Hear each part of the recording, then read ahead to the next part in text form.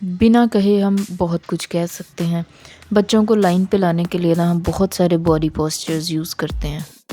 अपनी अंडे जैसी आंखें निकाल के बच्चे को घूरियाँ डालना, अपना 2.5 किलो का हाथ थप्पड़ की शक्ल में तरतीब दे के बच्चे को प्रेजेंट करना, जंगलियों की तरह लड़ते हुए बच्चों को रोटियां पकाते हुए तंग आके बेलन दिखा देना, या फिर डबल सोल पेंसिल हील या फ्लैट चप्पल छितर के तौर पे बच्चे को दिखाना।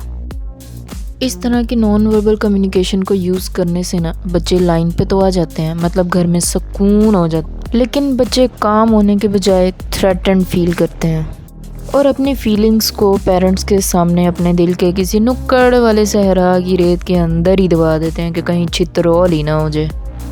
लेकिन इसका नुकसान ये है कि जब हम थ्रेटन फील करते हैं ना तो दिमाग का ऊपर वाला पोर्शन जो घर के बड़े अब्बू की तरह इमोशंस को रेगुलेट करने और अच्छे डिसीजंस लेने का काम करता है, उसे इंगेज करना मुश्किल हो जाता है, और नीचे वाला पोर्शन जो कि मोहल्ले की फाइटर आंटियों की तरह लड़ने के लिए उकसाता है वो एक्टिव हो जाता है।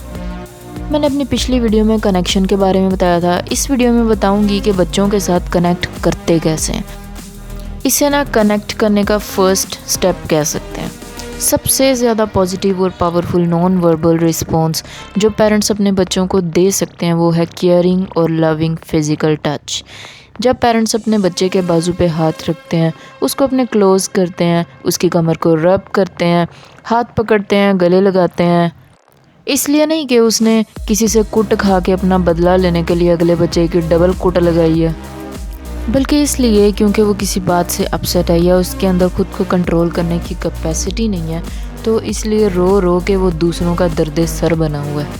पेरेंट्स का बच्चों के लिए लविंग टच ना ख़राब सिचुएशन को प्लेजेंट सिचुएशन में चेंज कर सकता है। इसकी रीज़न ये है कि जब कोई हमें लविंग वे में टच करता है ना तो फील गुड हार्मोन जिसका नाम ऑक्सीटोसिन है वो रिलीज़ होता है, और वो स्ट्रेस हार्मोन जिसने सारी दुनिया की टेंशन्स पाल रखी होती हैं जिसका नाम कोर्टिसोल है वो डिक्रीज़ होता है। नॉन वर्बल कम्युनिकेशन का एक और तरीका यूज़ किया जा सकता है जिसे बिलो आई लेवल टेक्निक कहा जा सकता है।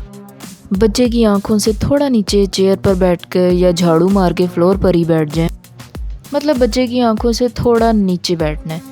इसलिए नहीं क्योंकि वो आपसे नज़रें झुका के बात करेगा, बल्कि इसलिए क्योंकि वो फील करेगा कि अब बीमारी से पेरेंट्स से ना लड़ने की ज़रूरत है और ना ही डरने की, लेकिन अपनी बॉडी को रिलैक्स रखना है। इसका एक फ़ायदा ये भी है कि जब आप अपनी बॉडी को रिलैक्स रख के बैठेंगे ना तो आप खुद भी काम फील करेंगे। ऑब्वियसली रोड पे चलते हुए या गाड़ी में बैठे तो आप below I level technique use नहीं कर सकते हैं ना, लेकिन अपनी tone of voice, body postures और लोलो पोचो यानी कि एम्पैथिक वर्ड्स के ज़रिए बच्चे को कंफर्टेबल फील करवा सकते हैं। नॉन वर्बल कम्युनिकेशन ना बहुत पावरफुल होती है। एक स्माइल किसी डिसअपॉइंटमेंट को सूट कर सकती है और बिल्कुल स्मथ बॉन्ड की तरह पेरेंट्स और बच्चों की बॉन्डिंग को मजबूत कर सकती है।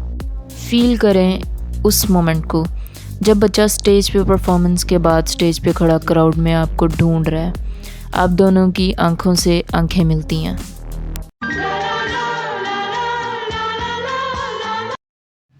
ओहो, इधर पेरेंट्स और बच्चों की बात हो रही है। जब बच्चा स्टेज पे परफॉर्मेंस के बाद स्टेज पे खड़ा क्राउड में आपको ढूंढ रहा है और आप दोनों की आंखें मीट करती हैं और आपकी एक स्माइल से बच्चा समझ जाता है कि आप कह रहे हैं कि मैंने आपको देखा, आपने बहुत अच्छा परफॉर्म किया और आपके इस मोमेंट में हम आपके साथ हैं।